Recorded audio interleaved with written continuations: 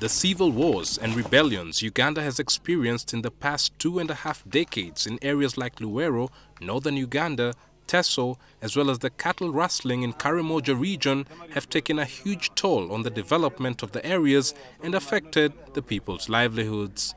The ruling NRM government has made efforts to better the people's conditions by setting up huge reconstruction programs. These include the Luwero Rwenzori Reconstruction Plan, the Northern Uganda Social Action Fund NUSAF, the Peace Recovery Development Plan, and the Karamoja Integrated Disarmament and Development Plan.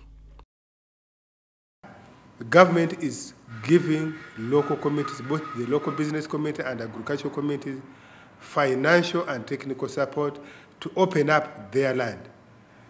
Do, first of all, grow food for home security, food security, grow food for the market, and I think we are seeing a bright future for all the former war-ravaged areas. The whole of Teso, there's no one anymore in Teso who can claim to be in IDP, except if they are using an excuse. Their MPs can continue coming to Parliament to shed tears whenever there is a drought, whenever there is a flood. But the tears in Parliament of Alisa Lasso and others won't help the people there. But some analysts feel these reconstruction programs were not well thought out and have been poorly executed. Because government wants to be seen to say, we are giving you something. So that means if you are Luwero Triangle, we give you a ministry. So you are not supposed to complain because you have a minister who should be solving your problems. If it is Karamoja, we are giving a ministry. If there's the same thing that you had the president say, we are making a ministry for Teso. So instead of having projects, a project for here, a project for there, a project for here, you have a budget where you are saying, our development model is that local governments are the primary mechanisms for implementing development programs in the local areas. For instance, NUSAF, a Northern Uganda development blueprint, has been plagued by allegations of corruption, leading to loss of huge sums of money.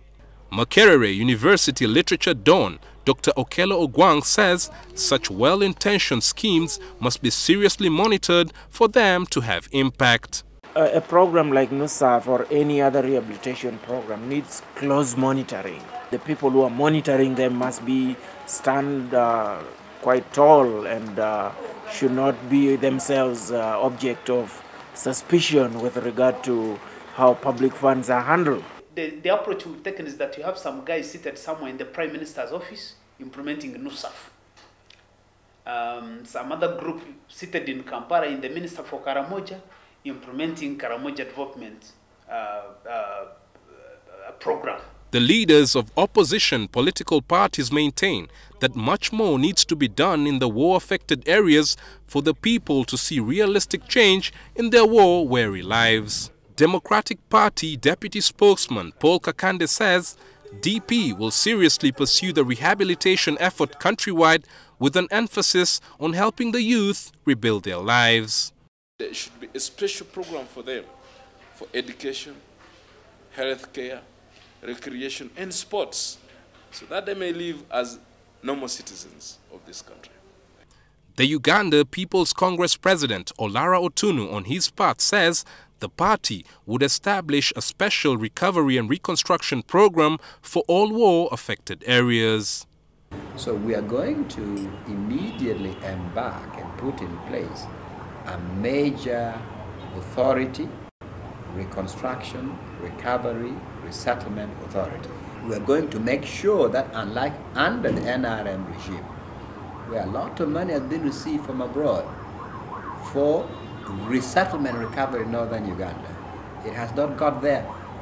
Now, your critics have said that you've been out of the country for many years and are therefore out of touch with the reconstruction efforts in northern Uganda and generally the situation in the country. What do you have to say to that? Well, let them contradict a single fact I've unearthed about what is going on in northern Uganda or in Luwero. Everything I've said about northern Uganda, the corruption and the money which is being stolen, all these things are true.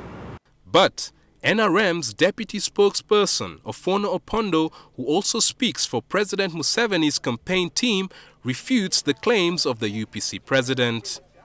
Those who allege must prove their case to the satisfaction of court. There's no shortcut to it. It can't be true that all of the governments of NRM at the local level are bad. I think, however, what we need to do is building the capacity, first of all, technical capacity, that when the money and development money is disbursed, is properly supervised. The people living in the former war-ravaged areas now have a huge task of choosing a leader who will put their interests at the forefront of their development programs, given their high illiteracy rates and despondency that was brought about by years of war.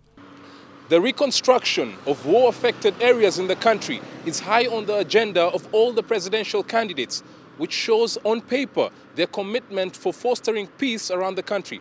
But the key issue is whether those efforts will indeed be aimed at transforming the lives of the millions of people who have endured years of suffering, as opposed to it being hijacked by corrupt officials. Chris Ochamringa, NTV.